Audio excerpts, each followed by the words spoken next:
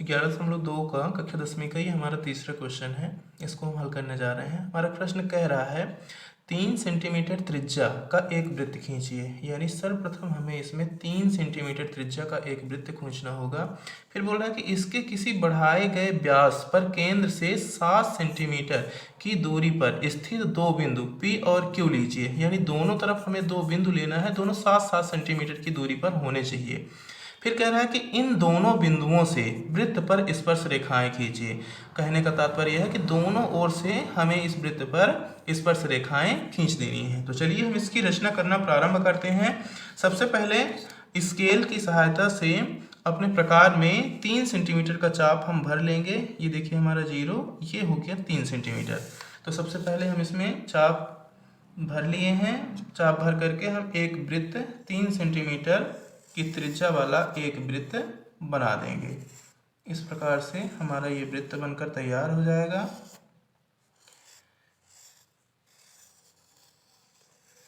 अब इसके बाद जब ये बोल रहा है कि इसके किसी बढ़ाए गए व्यास पर केंद्र से 7 सेंटीमीटर की दूरी पर दो बिंदु, तो जब दो बिंदु लेने के लिए बोल रहा है तो हम एक काम कर सकते हैं, दोनों ओर 7-7 सेंटीमीटर हम बढ़ा सकते हैं। तो यहाँ से आप देख सकते हैं इस प्रकार से हम इधर भी ये 0 हो गया, ये आपका 0 से हो गया 7, ये 7 सेंटीमीटर एक सिरे में बढ़ गया। दूसरे सिरे में भी यदि हम यहाँ से 7 से लेकर चले जाएं 14 तक, तो दूसरे सिरे में भी ये हमारा बढ़ जाता है। अब वृत्त के केंद्र को हम O से व्यक्त कर सकते हैं, यहाँ O लिख सकते हैं। फिर ये बोल रहा है एक बिंदु को P लेना है। जैसे कि हमारा क्वेश्चन कह रहा है कि एक बिंदु को P और दूसरे बिंदु को Q, तो हम प्रश्नानुसार ही करेंगे। एक बिंदु को हमने P ले रखा है और दूसरे बिंदु को Q ले रखा है। अब हम यहाँ देख रहे हैं कि हमारे केंद्र से दो हमें रेखाखंड प्राप्त हो गए हैं। एक रेखाखंड का हमारे नाम है OP और दूसरे का नाम है OQ। ये दोनों आपस में बराबर हैं। इन दोनों का मान 7 सेंटीमीटर है।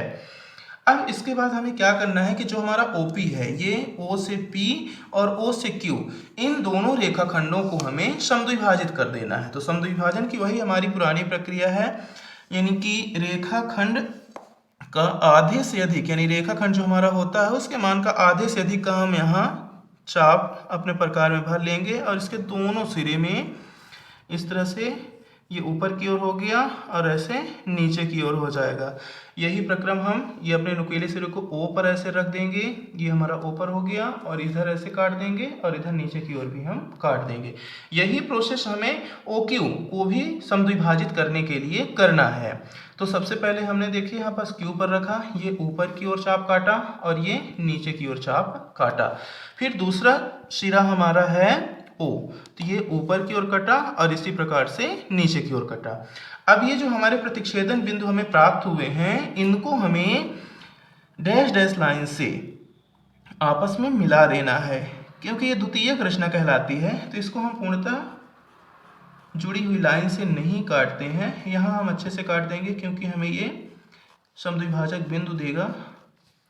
इसी प्रकार से इसको भी हमें मिला देना है।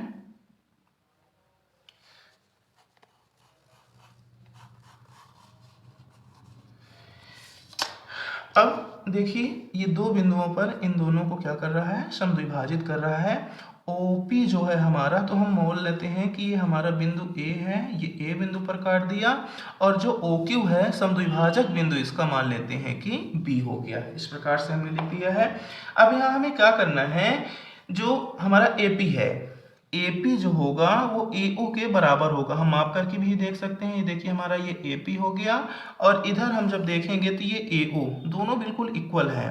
तो इतने ही माप की त्रिज्या ले करके और एक वृत्त हमको खींच देना है। इस प्रकार से हम एक नए वृत्त को खींच दे रहे हैं।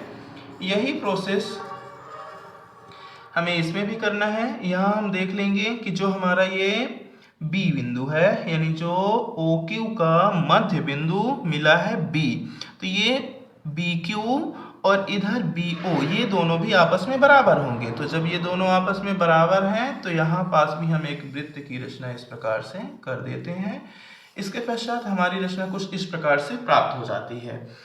अब यहाँ पास अब देख रहे हैं कि जब हमने ए पी के बराबर त्रिज्या लेकर एक वृत्त की रचना की तो यहाँ पास ये बिंदु, इसको हम कोई भी अपने से बिंदु लिख सकते हैं। जैसे हमने यहाँ लिखा है ए, यहाँ लिखा है बी, और तो हम यहाँ चाहे तो इसको लिख सकते हैं बिंदु सी, इसको लिख सकते हैं बिंदु डी, इसको आगे इसमें भी देखो ये बी क्यू जो है, बी क्यू त्रिज्या लेकर के हमने जब वृत्त खींचा तो जो हमारा पहले वाला वृत्त था जिसका केंद्र ओ था उसकी परिधियों पर दो बिंदुओं पर इसने भी प्रतिच्छेद किया है, यानी इस नए वृत्त ने भी इसको प्रतिच्छेद किया है। तो यहाँ पास जैसे हमने यहाँ क्या लिखा है, यहाँ हमने लिखा सी, यहाँ डी, तो यहाँ हम लिख सकते हैं ई, यहाँ लिख सकते हैं एफ। इस प्रकार से अब हमें इनकी स्पर्श रेखाएं बनानी है। तो स्पर्श रेखाएं बनाने के लिए P को D से मिला देनी है। तो ये हमारी बिंदु एक P हो गई और एक दूसरा सिरा हो गया इसका D। ये हमारा इस तरह से मिल गया P से D, और इसी प्रकार इधर भी हम P से C को मिला देते हैं। ये हमारा हो गया PC, तो P से C को हमने यहाँ पास मिला दिया। ये कुछ इस प्रकार से स्पर्श रेखाएं खिंच जाती हैं। अब इसका दूसरा सिरा है, क्योंकि ये क्वेश्चन में कहा गया है कि इन दोनों बिंदुओं से यानी P से भी खींचना है, तो हमने P से खींच दिया।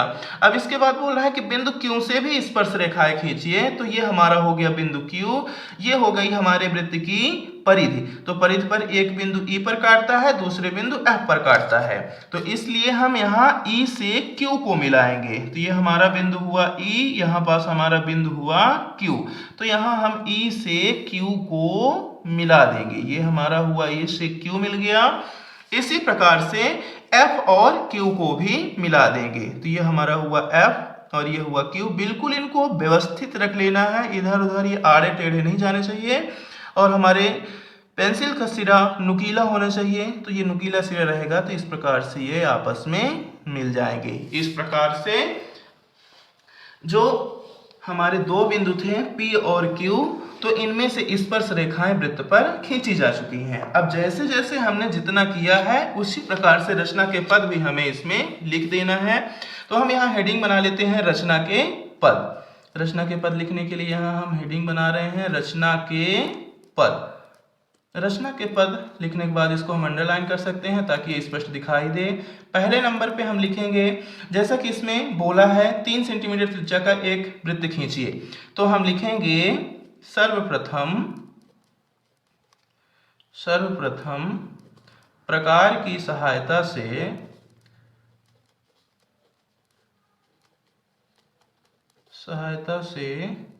3 सेंटीमीटर माप लेकर एक वृत्त बनाया। फिर दूसरे नंबर पे हमने क्या किया है कि जो हमारी त्रिज्या थी, तो त्रिज्या को यहां लिख देंगे वृत्त की त्रिज्या के व्यास पर केंद्र से 7 सेंटीमीटर की दूरी पर दो बिंदु P व Q अंकित किया। इसके बाद जैसे मैंने बताया था कि हमें OP और OQ प्राप्त हो जाता है, तो तीसरे नंबर पे हमें डायरेक्ट लिख देना है, कोई समस्या नहीं होगी इसमें। लिखेंगे हम OP बराबर OQ को समद्विभाजित किया,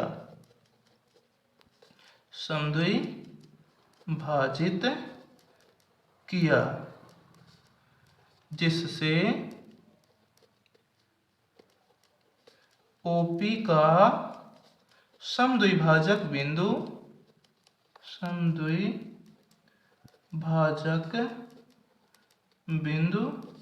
A तथा OQ का समद्विभाजक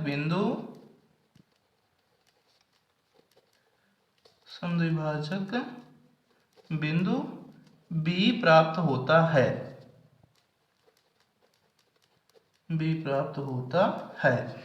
फिर चौथे नंबर पे हम डायरेक्ट लिख देंगे जो हमने किया है। सर्वप्रथम यहाँ हम ए पी बराबर तो लिखेंगे ए पी व बी क्यू के मान के बराबर त्रिज्या लेकर दो वृत्तों की रचना किया या दो वृत्त बनाया। फिर पांचवें नंबर पे हमें लिखना है वृत्त बनाने पर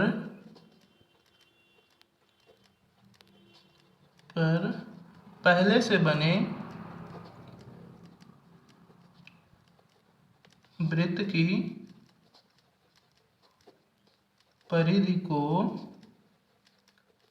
बिंदु सी डी ई व एफ पर प्रतिच्छेद करते हैं।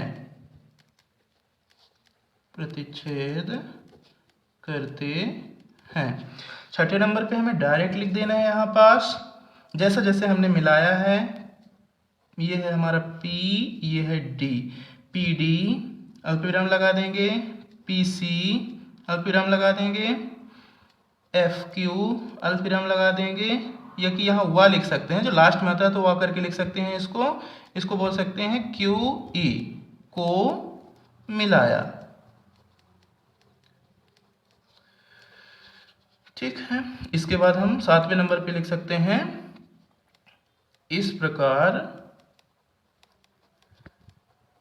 वृत्त की स्पर्श रेखाएं प्राप्त हो जाती हैं। यहाँ हम लिख दे रहे हैं रेखाएं प्राप्त हो जाती हैं। ये पूरा हो गया। अब इसके बाद हमें थोड़ा सा लिखना होता है रचना का औचित्य। इसमें हमारा क्वेश्चन कहता है कि रचना का औचित्य भी दीजिए, तो यहाँ हम हेडिंग बना लेते हैं रचना का औचित्य। ये हो गया रचना का औचित्य। तो रचना का औचित्य देने के लिए आपको पता है कि जो वृत्त की त्रिज्या होती है और स्पर्श रेखा, तो इन दोनों के मध्य 90 डिग्री का कोण बनता है। तो यहाँ सबसे पहले हमने क्या किया है, यहाँ एक हमें रचना कर देनी है, एक त्रिज्या बना देनी है जो स्पर्श रेखा को टच करती हो। तो यहाँ पास देखो हम इस प्रकार से कुछ मिला सकते हैं इसको, ये ऐसे। तो यहाँ पास जब हम मिलाएंगे तो ये जो होगा ना, तो ये 90 डिग्री का कोण यहाँ बनाएगी। हम इसको लिख सकते हैं जैसे कि हमने किया है। तो सबसे पहले हमने क्या किया है, OD, तो OD को मिलाया। सर्वप्रथम हमने यहाँ पास किया है OD को मिलाना।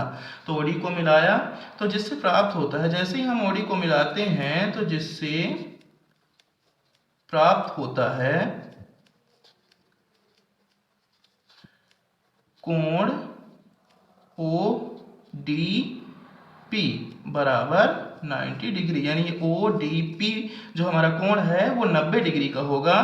और जब ये 90 डिग्री का होगा तो इससे निष्कर्ष निकलता है कि जो हमारा OD है, OD जो है हमारा लंब है, OD हमारा लंब है DP पर। तो OD लंब DP यहाँ इस प्रकार से हम लिख देंगे। तो इससे ये निष्कर्ष निकलता है, हम कह सकते हैं यहाँ, चूंकि इसको हम बोल सकते हैं कि जो हमारा DP है, DP नहीं कहेंगे, इसको हम OD कहेंगे। OD, O और ये हो गया D, ये वाली रेखा O से D, OD वृत्त की त्रिज्या है, OD वृत्त की त्रिज्या है। और जब OD वृत्त की त्रिज्या होगी तो यहां लिखेंगे इसलिए DP जो हमारी ये D से P है, DP वृत्त की स्पर्श रेखा है, स्पर्श रेखा है। इस प्रकार से हमारा क्वेश्चन पूरी तरह से कंप्लीट हो जाता है। हम इसको एक बार फिर से रिवाइज कर लेंगे कि किस प्रकार से हम वृत्त की रचना कर सकते हैं। वृत्त की रचना करने के बाद हम वृत्त की रचना के पद लिख देंगे। रचना के पद ये पूरे हैं, आप इसको नोट कर सकते हैं और यहाँ रचना का औचित्य भी बता सकते हैं कि क्यों DP वृत्त की स्पर्श रेखा है। तो यहाँ बोल रहे हैं कि जो OD है वो वृत्त की त्रिज्या है और OD जो है तो DP पर लंब है, जब ODDP पर लंब होगी तो वो उसकी स्पर्श रेखा होगी, हम प्रमेय के माध्यम से सिद्ध कर चुके हैं।